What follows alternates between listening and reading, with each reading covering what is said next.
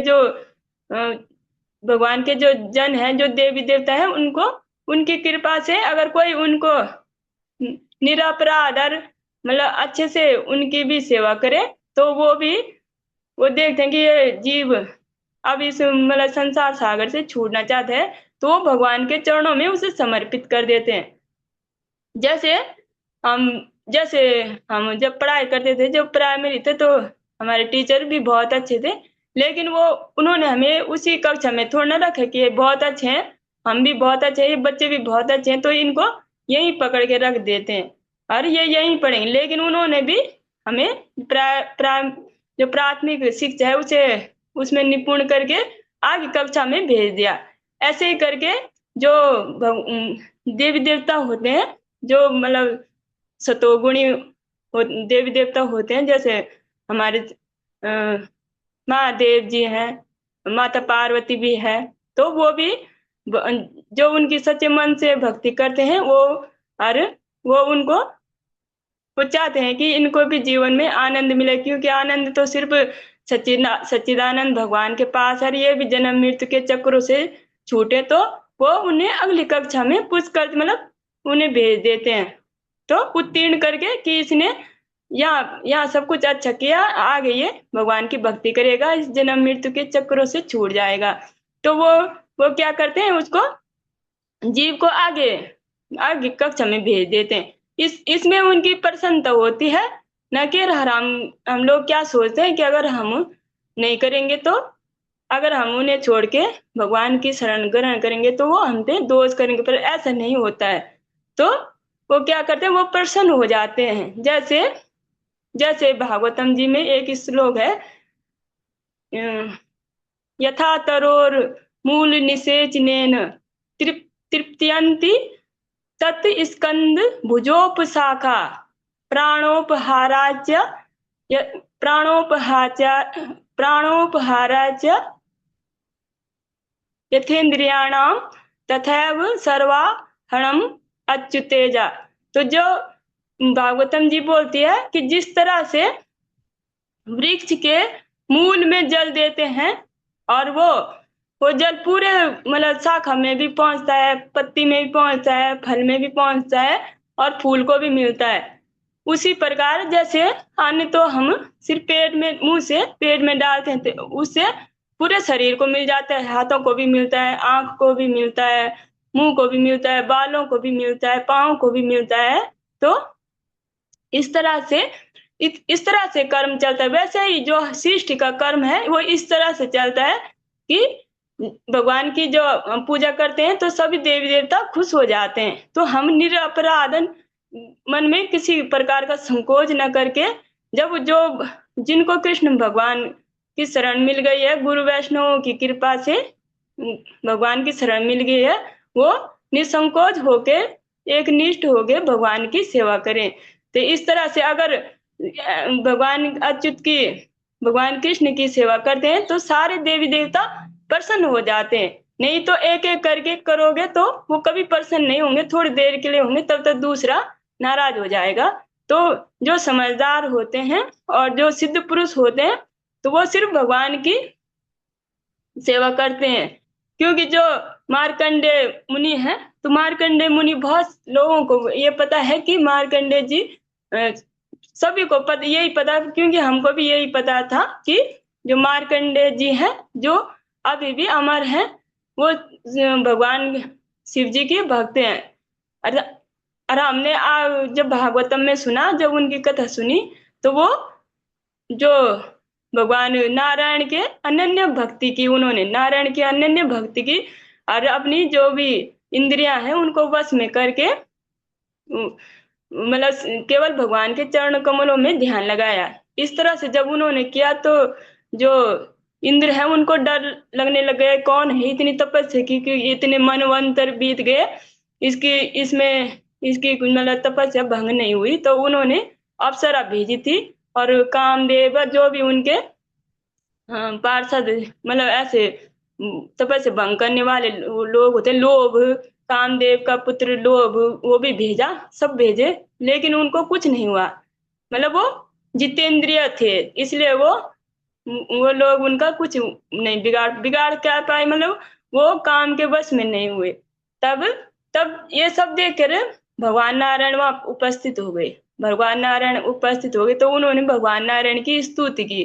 भगवान नारायण की सभी प्रकार की, आप ही परम सत्य हो, आप ही अविनाश हो, आप ही आदि पुरुष हो, और बहुत बड़ा उन्होंने स्तुति की। तब तब हमने सुना कि जब जाने लगे तो बोला कि भगवान आपकी आपकी लीला तो मैंने, मतलब मुझे भी दिखाओ आपकी लीला। तब जो माया है माया, तो तब भगवान ने मतलब धीरे से मुस्कुराए चले गए। तब हमने ये भी सुना कि कैसे उन्होंने भगवान ने उनको अपनी माया दिखाई प्रलय के रूप में। बाहर तो प्रलय लेकिन अंदर अंदर एकदम शांत। तो मतलब भगवान के ही उदर में सब कुछ है, वही सब समा जाना है। मतलब भगवान ही उत्पत्ति स्थिति और विनाश के कारण है।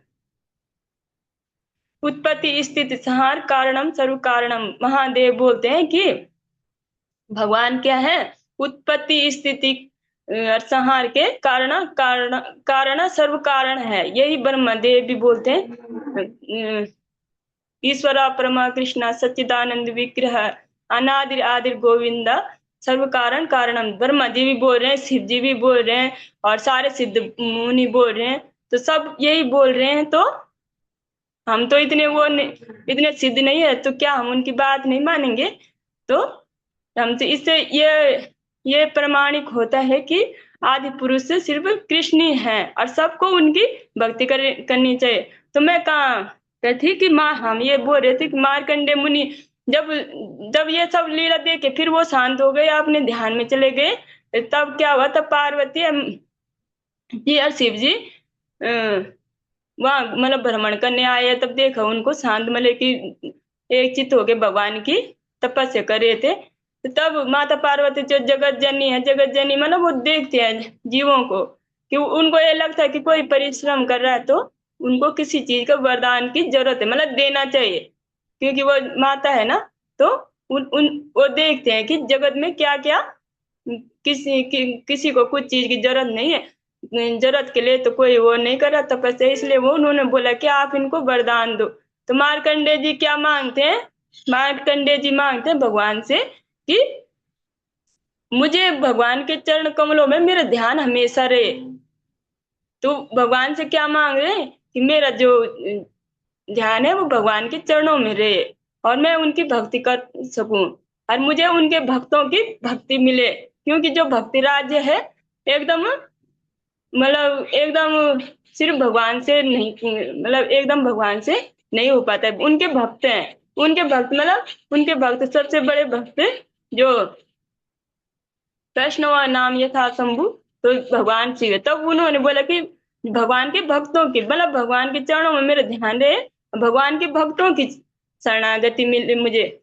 तो उन्होंने दिया था। तो ये उनकी जो कथा है इस तरह से।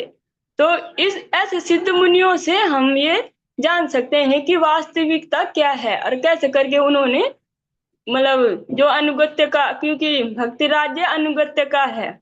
ऐसे नहीं कि हम भगवान की जो भक्ति करेंगे और औरों को हम, जो भगवान के जन हैं, भगवान के भक्त हैं, और भगवान के जो भी देवी देवता हैं उनका तिरस्कार करेंगे। यहाँ पे किसी भी देवी देवता का कोई तिरस्कार नहीं होता, उनका सबका सम्मान होता है। ये सब समझ के हम आगे बढ़ेंगे। हमने चौथा श्लोक भी कर दिया था कि नैमिषारण्य के वन में पवित्र स्थान पे सौनक आदि ऋषिगण श्री भगवान तथा उनके भक्तों को प्रसन्न करने हेतु जो वो करें, यज्ञ करें। क्योंकि जो भगवान भगवान के जन क्या होते हैं, तो वो भगवान की प्रसन्नता के लिए सब कार्य करते हैं। और भौतिक जन क्या करते हैं, इंद्रिय तृप्ति के लिए रात दिन लगे रहते हैं। और भगवान के जन क्या करते हैं, जो संसार में प्राणी है, कैसे ये जीव उद्धार हो और कैसे भगवान की प्रसन्नता हो। उनकी दो ही कार्य है भगवान के प्रसन्नदार। भगवान जो संसार में भूले भटके जीव है उनको घर का रास्ता दिखाना, घर मतलब भगवान के घर पहुंचाना।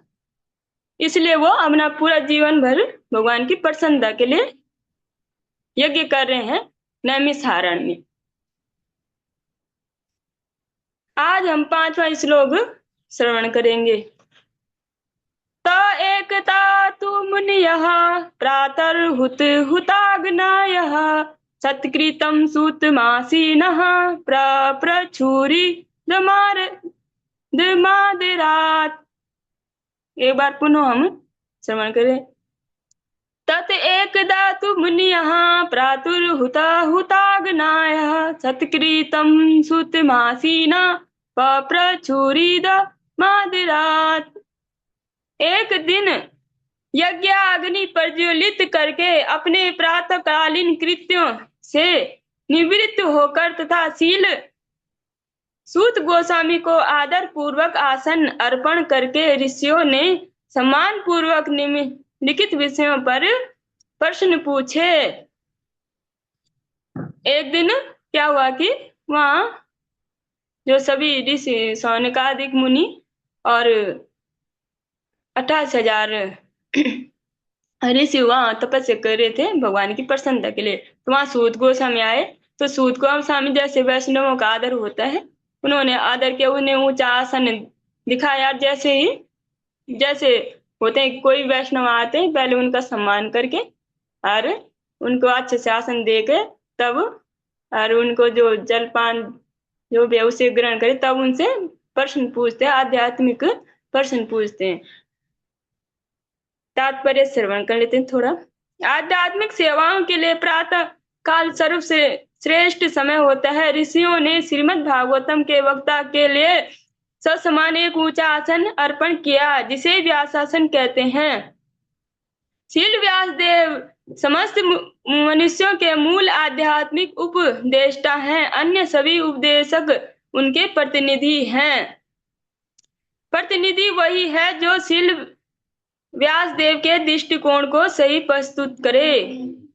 व्यास आसन मतलब जिसमें बैठ के कथा वाचते हैं जो वैष्णव होते हैं। तो उस व्यास आसन का उत्तराधिकारी प्रतिनिधि वही है जो व्यास देव ने जो भगवान की कथाएं बोली है, अपने उसमें संकलित की है, उनका यथारूप से और अच्छे से उसका अच्छे से उनको समझाए, जो भी श्रोता है उसकी गलत व्याख्या ना करे।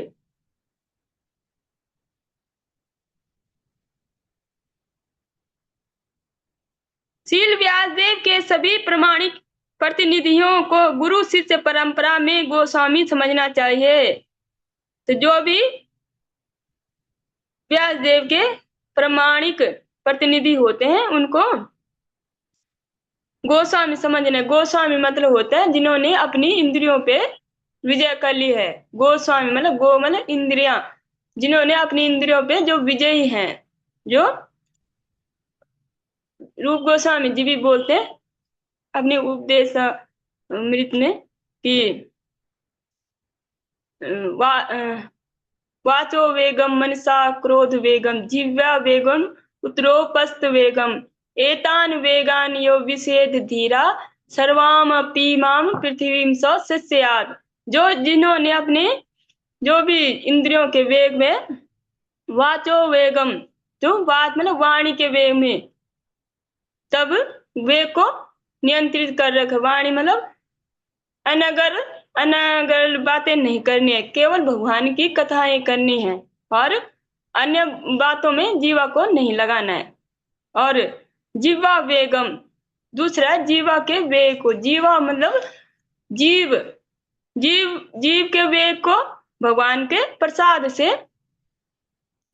और मतलब भगवान से प्रसाद, केवल भगवान का प्रसाद ही ग्रहण करेंगे, अन्यथा इधर उधर की गलत चीजें मतलब उन नहीं खाते। ऐसे जन, भगवान के जन, ऐसे जो गोस्वामी होते हैं जिन्होंने अपनी इंद्रियों पे विजय कर लिया है। वाचो वेगम मनसार, मन के वेग को, क्रोध के वेग को, उद्रोपस्त और जो जनेन्द्रियां हैं उनके वेग को जिन्होंने संयमित कर दिया है, वो जितेंद्रिय पुरुष गुरु बनने और व्यास आसन पे बैठने का अधिकारी होता है, रूप गोस्वामी जी कहते हैं। और जो जो इंद्रियों पर विजय नहीं कर पाते उनको व्यासासन पर बैठने का कोई अधिकार नहीं होता।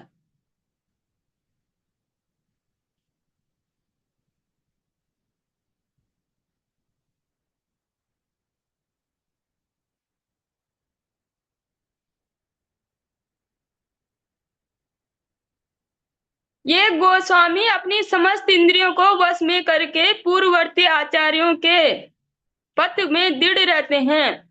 जैसे हमारे गुरु परंपरा में हमारे गुरुवर्ग, हमारे गुरुदेव, क्योंकि हमने उन्हीं उन्हीं को देखा है और का तो हमें सानिध्य प्राप्त नहीं हुआ, तो वो जो क्या करते हैं, जो अपने पूर्ववर्ती, जो अपने पूर्व गुरु हैं, गुरुवर्ग हैं, उनके जो विचारों पे वो दृढ़ होके चलते हैं और उन्हीं को अपने जीवन में उतारते हैं, उन्हीं को दूसरे को सिखाते हैं। कोई अपना कोई वो विचार या कोई पथ नहीं बनाते। क्योंकि जो हर ऐसे लोग होते हैं जो मन मर्जी से चलते हैं, जिनके कोई गुरु नहीं होती, जैसे गुरु परंपरा नहीं होती, तो वो अपने हिसाब से, और जैसे देखा उन्होंने कि सब बोलते हैं और जीवों को कि सब कुछ करो, सब कुछ करो, मन से साफ हो। मन कैसे साफ होगा जब हम गलत चीजें खाएंगे, गलत चीजें गलत दृष्टि से देखेंगे और गलत बातें करें, तो मन कैसे साफ होगा? मन में तो गंदगियां आएंगी ही। तो वो ऐसे नहीं, वो चाहते हैं कि कितनी ज्यादा भीड़ हो, कितनी फ्लेक्सिबिलिटी दी जाए। लोग यही चाहते हैं क्या उनको सब कुछ खाया, बोल कि सब कुछ खाओ, सब कुछ करो, लेकिन तब मतलब ऐसे संप्रदाय में लोग ज्यादा जुड़ते हैं क्योंकि लोग भी फ्लेक्सिबिलिटी चाहते हैं। तो इस फ्लेक्सिबिलिटी से किसी का कल्याण होने वाला नहीं है। तो इसमें तो सिर्फ समय, अपना जीवन के समय गंवाना और जो भी धन है वो गंवाना है, इससे मंगल नहीं होगा। लेकिन जो अपने गुरुदेव की पथ पे दृढ़ होके चलते हैं, वो जीवों को बताते हैं कि कैसे उनका कल्याण हो, कैसे अगर वो गलत खान पान नहीं करेंगे तो कैसे उनमें सतोगुण का विकास होने लग जाएगा, तमोगुण कम होने लग जाएगा, धीरे धीरे नष्ट हो जाएगा। हरिनाम मतलब मन को गलत जगह से हटाने के लिए हरिनाम करना पड़ेगा, गलत खान पान को रोकने के लिए भगवान का प्रसाद खाना पड़ेगा, एकादशी व्रत करनी पड़ेगी।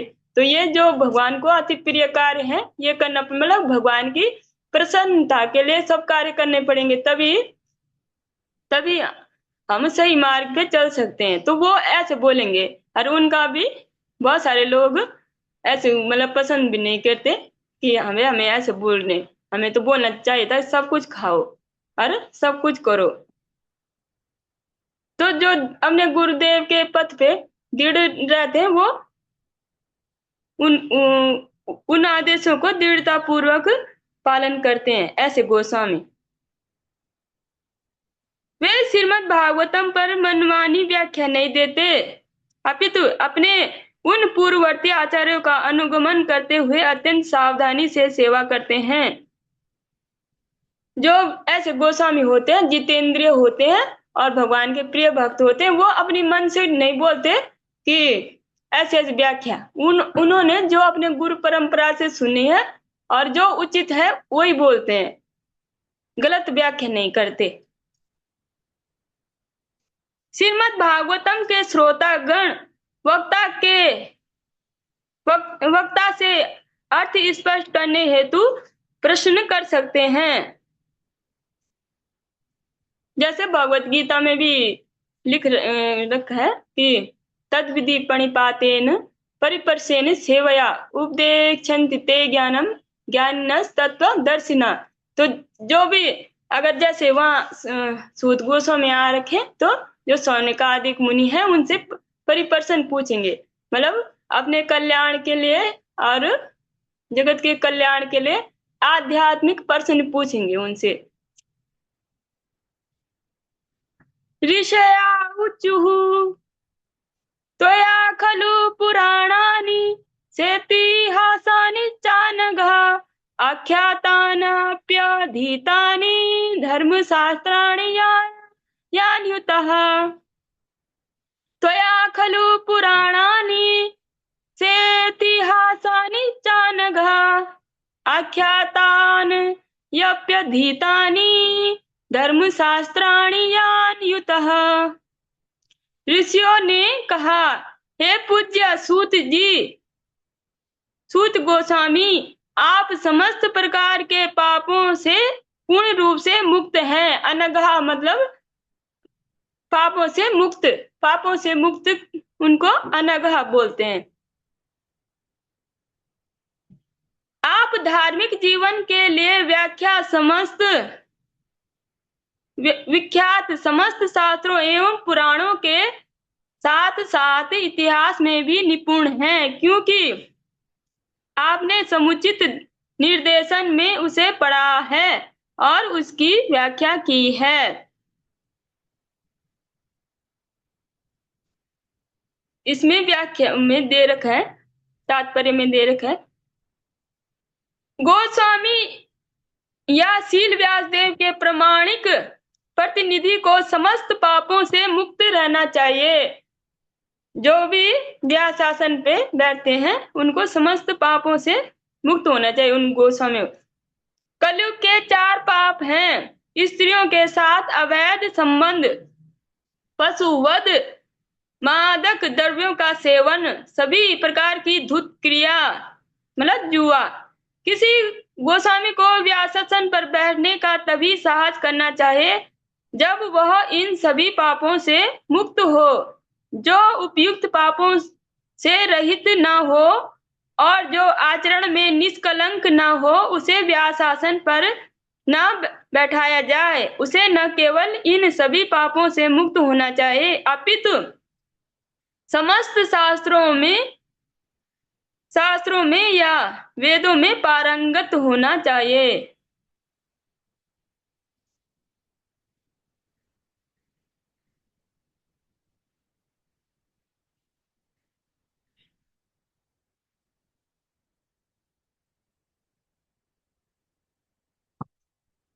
जो विश्वनाथ चक्रवर्ती ठाकुर महाशय भी बोलते हैं, और उन्होंने जो अपने शिक्षाष्टकम में लिख रखे हैं, साक्षाद्वरे तेन समस्त्र शास्त्रे रुक्तस्तथा भावतेव साध्वी।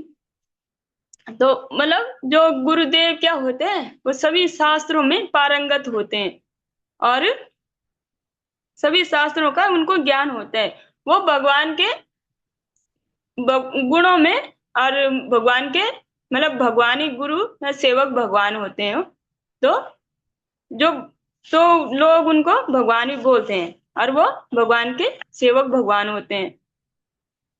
मतलब डायरेक्ट वो कृष्ण नहीं होते, जैसे बहुत सारे बोलते हैं कि भगवान तो है नहीं, गुरु ही भगवान है। बहुत सारे ऐसे बोलते हैं, भगवान को नहीं मानते, दिया नहीं जलाना, भगवान की स्तुति नहीं करना, और जो लोग हैं तो उन्हीं की पूजा करना, मतलब जो इंसान है उन्हीं को भगवान मानना है। तो कलयुग में तो आप देख ही रहे हैं कि जो भगवान है, जैसे चैतन्य महाप्रभु प्रमाण है शास्त्रों में, भागवतम जी में भी है, पद्म पुराण में है, गरुड़ पुराण में है, और महाभारत में भी है।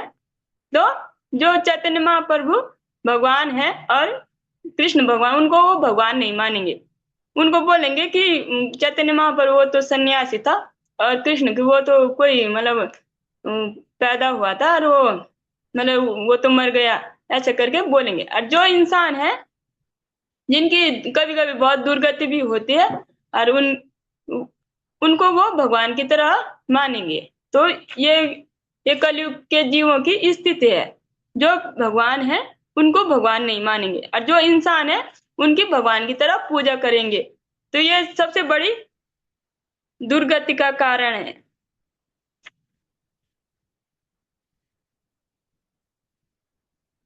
श्रवण का अर्थ है सुनना और कीर्तन का अर्थ है समझाना। श्रवण तथा कीर्तन ये दोनों विधियां प्रगतिशील आध्यात्मिक जीवन के लिए अति आवश्यक हैं। जिन मनुष्यों ने उपयुक्त स्रोत से विनय पूर्वक श्रवण करके दिव्य ज्ञान को भली भांति समझ लिया है, वे ही इस विषय को समुचित व्याख्या कर सकते हैं।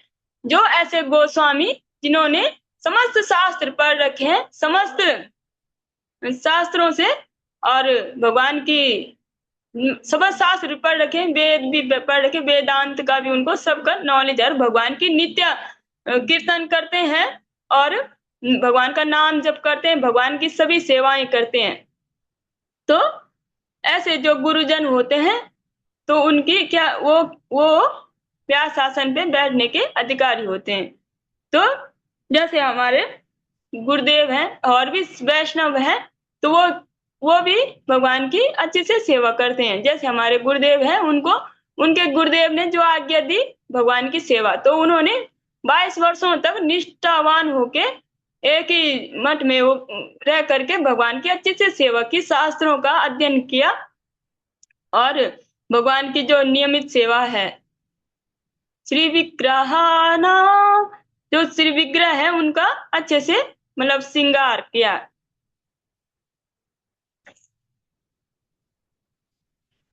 श्री विग्रहाराधन नित्यानाम्नां सिंगारतान् मंदिर मार्जनादो युक्तं च भक्तं च नियंजतोऽपि वंदे गुरो श्री चरणारविंदम। तो जो गुरु वर्ग होते हैं और जो गुरुदेव होते हैं, तो श्री विग्रह की अपने हाथों से पूरी सेवा, जैसे हमारे गुरुदेव ने भी श्री विग्रह की श्रृंगार करना, आरती करना, मंदिर मार्जन करना, उनके लिए भोग बनाना, और जो देखा कि हमें ये अधिकारी जन है उनको भगवान की सेवा में नियुक्त करना, तो इस तरह से उन्होंने अपने जीवन भर किया।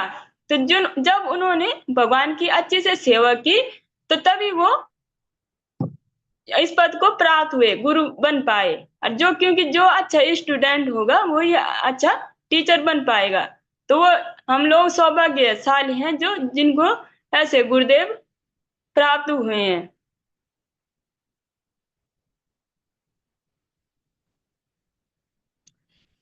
जिन मनुष्यों ने उपयुक्त स्रोत से विनय पूर्वक श्रवण करके दिव्य ज्ञान को भली भांति समझ लिया है, वे ही इस विषय को समुचित व्याख्या कर सकते हैं। जिन्होंने भगवान की अच्छी सेवा कर रखी है, भगवान के दर्शन भी उनको प्राप्त होते, नित्य ही वो भगवान की लीला में, अष्टकालीन लीला में रहते, हमको दिखते हैं ऐसे, लेकिन वो भगवान, उनका चिंतन हमेशा भगवत चिंतन रहता है, भगवान का ही वो नित्य धाम में उनका प्रवेश रहता है। जो भगवान की अष्टकालिक लीलाएं हैं, उनका वो नित्य चिंतन करते रहते हैं। तो ऐसे जो आचरणशील वैष्णव हैं, भगवान की भक्ति कराने वाले, जीवों का उद्धार, ऐसे लोगों से भगवान की कथा सुननी चाहिए। जो न सेवा करते हैं, न उन्होंने किसी गुरुदेव, अपने गुरुदेव की सेवा की, ना उन्होंने भगवान की सेवा की, वो लोगों को क्या सिखाएंगे? वो कैसे सिखाएंगे कि कैसे किया, कैसे भगवान प्रसन्न होते हैं? तो ऐसे लोगों का सानिध्य कभी नहीं करना चाहिए।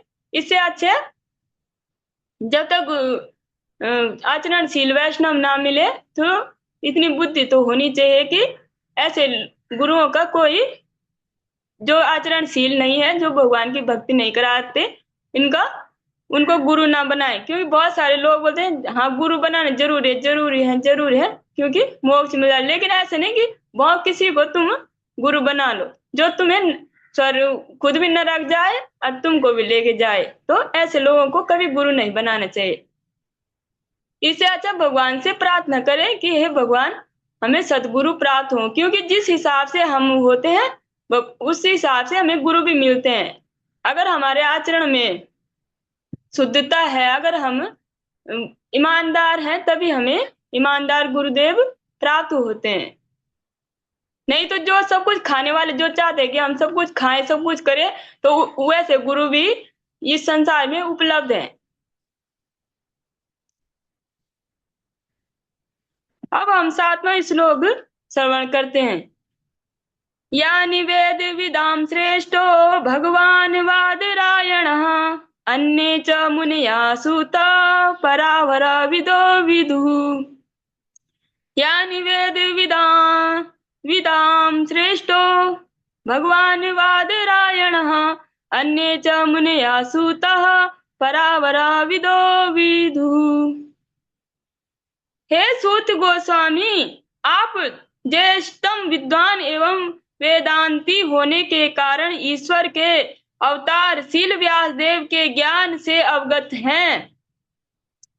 आप उन अन्य मुनियों को भी जानते हैं जो सभी प्रकार से भौतिक तथा आध्यात्मिक ज्ञान में निपुण हैं।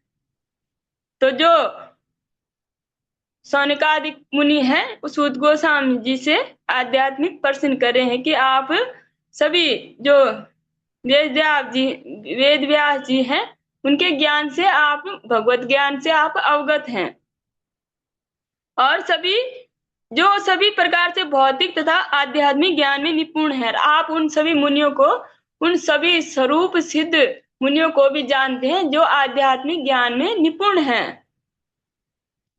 श्रीमद् भागवतम ब्रह्म सूत्र या वादरायणी वेद वेदांत सूत्र की स्वाभाविक टीका है। इसे स्वाभाविक कहा जाता है क्योंकि शील व्यास देव वेदांत सूत्र तथा समस्त वैदिक साहित्य के सार रूप इस भागवतम के रचयिता हैं। शील व्यास देव के अतिरिक्त अन्य ऋषिगण यथा गौतम, कणाद, कपिल, पतंजलि, जैमिनी तथा अष्टावक्र 6 विभिन्न दार्शनिक प्रणालियों के रचयिता हैं। जैसे कपिल भगवान का दर्शन, सांख्य दर्शन।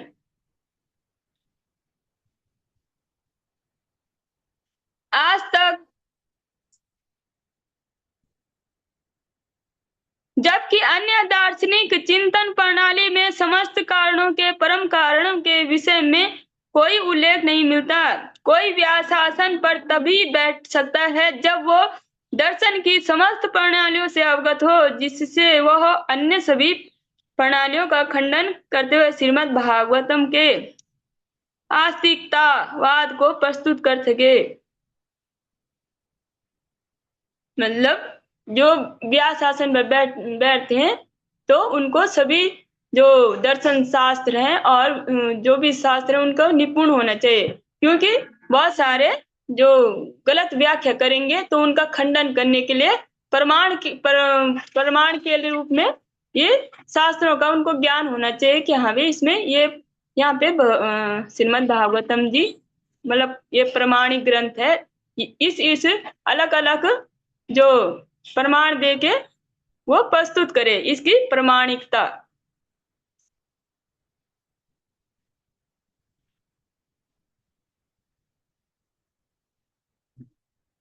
वेत्ति त्वं सौम्य तत्सर्वं ततावतस्तदनुग्रहात् ब्रूयु स्निग्धस्य शिष्यस्य गुरुः गुह्यम् अप्युतः। वेत्थ त्वं सौम्य तत्सर्वं तत्त्वतस्तदनुग्रहात् ब्रूयु स्निग्ध शिष्यस्य गुरुः गुह्यम् अप्युतः। इससे भी अधिक क्योंकि आप विनीत हैं, आपके गुरुओं ने एक सौम्य शिष्य जानकर आप पर सभी प्रकार के अनुग्रह किया है, अतः आप हमें वह सब बताएं जिसे आपने उनसे वैज्ञानिक ढंग से सीखा है। क्योंकि बोल रहे हैं कि सूत जी आप बहुत ही विनीत हैं। मतलब जब हम भागवतम जी का जो 3रा श्लोक सुन रहे थे तो उसमें लिखा था कि इस भागवतम जी को क्या सुनना है, विनीत भाव से। जो विनीत होगा वही विनीत भाव से सुन पाएगा। तो बोले कि आप विनीत हैं, आपके गुरुओं ने एक सौम्य शिष्य जानकर, आपके गुरुओं ने आपको एक अधिकारी सौम्य शिष्य जानकर सभी प्रकार का अनुग्रह किया है कि आप पे अनुग्रह किया है। अतः आप हमें बताएं जो आपने वैज्ञानिक ढंग से सीखा है। तो जो ये भगवान का जो कथा है जो आपने वैज्ञानिक ढंग से सीखा है उसे आप बताइए।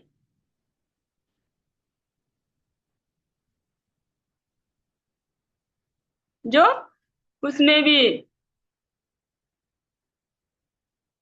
भगवत गीता में लिख रखा है, राज विद्या राज गुह्यम पवित्रम इदम उत्तमम प्रत्यक्षावगमम धर्मम सुसुखम कर्तुम अव्ययम। तो भगवान बोलते हैं जो ये भगवत ज्ञान क्या है, ये क्या है, राज विद्या राज गुह्यम, एक गुह्य भी है। गुह्य मतलब हर कोई इसे जान नहीं सकता, और आसान भी है कि हर कोई इसे अगर कोई जान लेगा तो मतलब कर भी सकता है।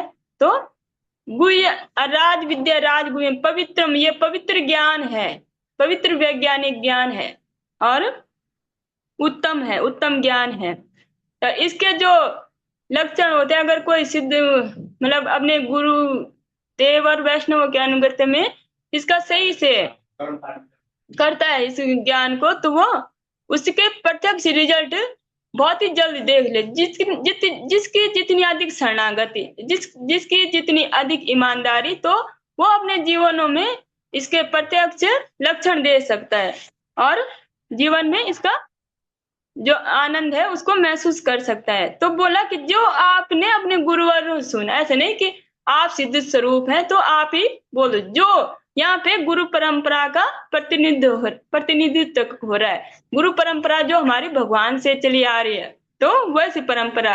क्योंकि जब कोई अपनी किसी की लड़की की शादी ब्याह कराते हैं, क्योंकि शादियां ज्यादा हाईलाइट होती हैं कि हमें शादी करानी, यही चिंता माता पिता को ज्यादा रहती है बच्चे के जन्म लेते हुए। तो जब जब उसकी शादी कराते हैं तो क्या ढूंढते हैं, कुल कुल देखते हैं, गोत्र देखते हैं, ये किस गोत्र का है। और मतलब पहले कुल भी देख दिया, गोत्र, क्योंकि जातियां तो जो सरनेम है तो लोग ऐसे भी लगा लेते, लेकिन उनके गोत्र का पता करते हैं। तो गोत्र से पता चलता है कि हाँ ये कौन है और असली है कि नकली है, ऐसे पता छानबीन करते हैं। ऐसे जो हमारी गुरु परंपरा है, तो ये भी एक मतलब भगवान से चली आ रही है। पहले जैसे हमने कल भी, जैसे हमारे गुरु परंपरा में ऐसे करके जो हमारे गुरु वर्ग हैं, ऐसे ऐसे परंपरा मतलब फॉलो करके वो गुरु बने। ऐसे नहीं कि 10वीं, हमारी परंपरा सनातन काल से चली आ रही है, तो इतनी लंबी हमारी परंपरा है। ऐसे नहीं कि 1-2 साल या 50 साल हुए होंगे। हमारी जो गुरु परंपरा है वो सनातन काल भगवान से चली आ रही है। तो जैसे हमारे गोत्र भी हैं, वो भी भगवान से चले आ रहे हैं। जैसे हम लोग, क्योंकि दादा कितने याद रहेगा लोगों को, दादा परदादा का नाम तक याद रहे कि हाँ भाई हम उसके पुत्र, और उनके पिता कौन, वो तब वो नाम होगा परदादा, बस परदादा तक, झदादा तक कोई याद रख सके, उससे ज्यादा नहीं। उससे वो बाद में लुप्त हो गया, मतलब किसी को याद भी नहीं है। तो तब क्या ढूंढते हैं, गोत्र। तो गोत्र मतलब जैसे किसी का कश्यप गोत्र है, तो मतलब इसका कश्यप ऋषि से इन इन इन लोगों का मतलब कुल परंपरा विस्तार हो रखी है। किसी का कुछ रहता, किसी का भारद्वाज, मतलब भारद्वाज मुनि से ये चल के आ रही है। वैसे हमारी गुरु परंपरा भी भगवान से चली आ रही है, उनके प्रमाण हमारे पास है गुरु परंपरा के रूप में। तो ऐसे ही ढूंढा जाता है गुरुओं को। तो बोल रहे जो ज्ञान भी ऐसे नहीं कि किसी ने कुछ बोला हो किसी ने कुछ बोला नहीं, ऐसे नहीं। जो भगवान ने ज्ञान दे रखा है, जो भगवान ने जीवों के लिए दे रखा है, तो वही तब भगवान ने ब्रह्मदेव को दिया, ब्रह्मदेव ने अपने पुत्र नारद को, नारद ने व्यास सुखदेव को, ऐसे करके और भी हमारे गुरु वर्ग है, उनकी पूरी परंपरा है। ऐसे करके यहाँ तक हमारे गुरुदेव उसी परंपरा को लेकर के, उसी विरासत को लेकर के हमको दे रहे हैं। तो ऐसे जो आचरणशील शिष्य होंगे वो औरों को देखे, ऐसे ही सनातन परंपरा चलती रहेगी। तो बोल रहे जो परंपरा वैज्ञानिक ज्ञान है, वैज्ञानिक ज्ञान मतलब जो भगवान के द्वारा प्रमाणिक ज्ञान है, उसको आप जो आपने सीखा वो हमें बताइए।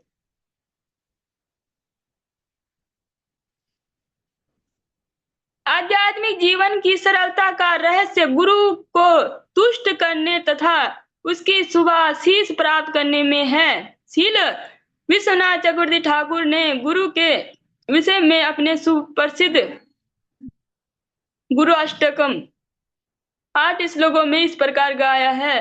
मैं अपने गुरु के चरणारविंदों को नमस्कार करता हूँ, जिन्होंने तुष्ट करके ही कोई श्री भगवान को प्रसन्न कर सकता है और जब वे अप्रसन्न रहते हैं तो आत्म साक्षात्कार के मार्ग में विघ्न आते हैं। यस्य प्रसादात भगवत प्रसादो यस्य प्रसादान गति कुतो अपि। तो जो इन भगवान जो गुरुदेव होते हैं, तो गुरुदेव को वो प्रसन्न करके तो उनके गुरुदेव उनको भगवत भक्ति देते हैं। वही हम लोगों को भी करना चाहिए। ये तो सबके लिए ही संदेश, सबके लिए ही है। तो गुरुदेव जो हमारे गुरुदेव है, उन्होंने भी अपने गुरुदेव की सेवा की और गुरु आज्ञा का पालन किया, जो भी उनके गुरुदेव ने उन्हें आज्ञा दी। अतः यह आवश्यक है कि शिष्य अपने प्रामाणिक गुरु के प्रति अत्यंत आज्ञाकारी तथा विनीत रहे। शील सूत गोस्वामी शिष्य के इन सारे गुणों से ओतप्रोत थे, अतः उन पर विद्वान एवं स्वरूप सिद्ध आध्यात्मिक गुरुओं तथा शील व्यासदेव तथा अन्य गुरुओं की कृपा दृष्टि थी। नैमिषारण्य के मुनियों को पूर्ण विश्वास था कि शील सूत गोस्वामी प्रामाणिक व्यक्ति हैं, इसीलिए वे उनसे सुनने हेतु उत्सुक थे।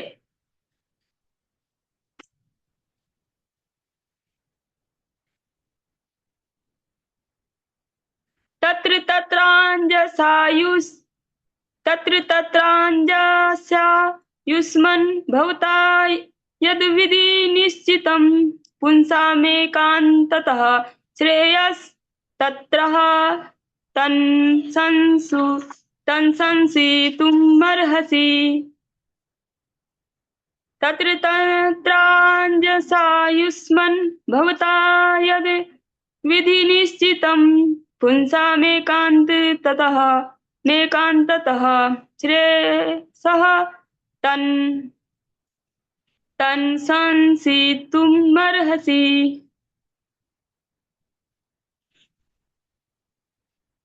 अतएव दीर्घायु का आशीर्वाद प्राप्त होने के कारण आप सरलता से समझ में आने वाली विधि से हमें समझाइए कि आपने जन साधारण के समग्र एवं परम कल्याण के लिए क्या निश्चय किया है। अतएव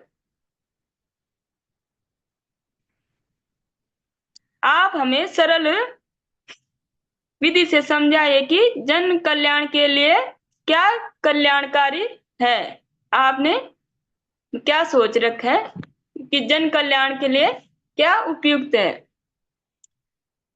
श्रीमद् भगवत गीता में आचार्य की पूजा की स्तुति की गई है, संस्तुति की गई है।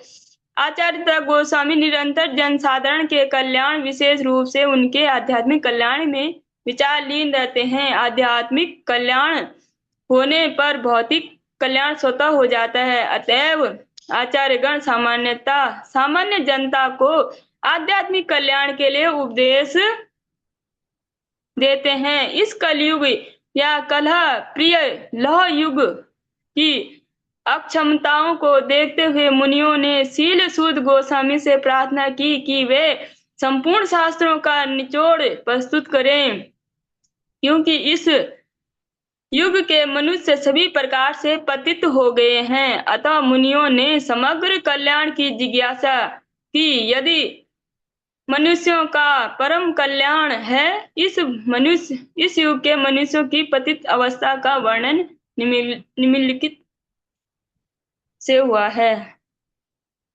तो जो वैष्णव जन होते हैं, तो वो निरंतर ही जो जन कल्याण के कली काल हो या कोई भी, हमने और भी जो युग है, तो जो ऋषि मुनि क्या होते हैं, जो और जो जनता होती है उसके कल्याण के लिए यज्ञ करते हैं। तो जैसे कलयुग में भी जो हमारे जो संत लोग हैं, हमारे गुरुवर्ग और भी वैष्णव जन, तो निरंतर क्या, क्योंकि इस हर युग में तो तप था, तो वो तप करते थे। इस युग का धर्म क्या है। इस युग में कलयुग केवल नाम आधार, नाम संकीर्तन ही इस युग का जो यज्ञ है। तो उसी के लिए सदैव प्रयत्नशील रहते हैं, उसी के लिए सभी लोगों को प्रेरित करते हैं। संकीर्तन करो, नाम संकीर्तन है ते सर्वनर्थ नाश नाम संकीर्तन से सारे अनर्थ नाश हो जाएंगे, सारे जो दुख दूर हो जाएंगे।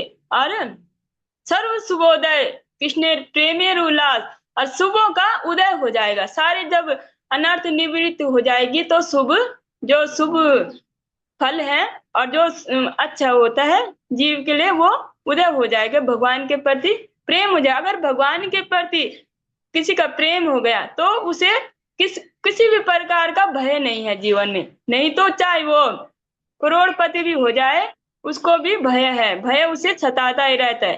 चाहे वो बहुत सारे बॉडी गार्ड्स हैं उनके से सुरक्षित है, तब भी वो भय भय उसके हृदय से नहीं जाएगा। तो भय की निवृत्ति के लिए भगवान के चरण कमलों को और भगवान के जनों को की सेवा करनी चाहिए। मतलब जो भगवान के जन है वही बता पाएंगे कि भगवान कैसे प्रसन्न होंगे, भगवान की कैसे सेवा, क्योंकि हमें तो आती नहीं। भगवान की कैसे सेवा करें, भगवान को प्रसन्न करने के लिए क्या करें, कैसे उनकी सेवा प्राप्त करें, तो इसके लिए जो वैष्णव जन है वो तैयार करते हैं। नहीं तो नहीं तो सारे जगत भय मुक्त कभी नहीं हो पाएगा। और कभी तो जो जो साधु जन होते हैं वो जीवों के कल्याण के लिए निरंतर प्रयत्नशील होते हैं। तो इस तरह से इसमें बताया गया है। और हम कल की कक्षा में श्रवण करेंगे। अपनी वाणी को विश्राम देती हूँ। वांछा कल्पतरुभ्यश्च कृपा सिंधुभ्यश्च पतितानां पावनेभ्यो वैष्णवेभ्यो नमो नमः।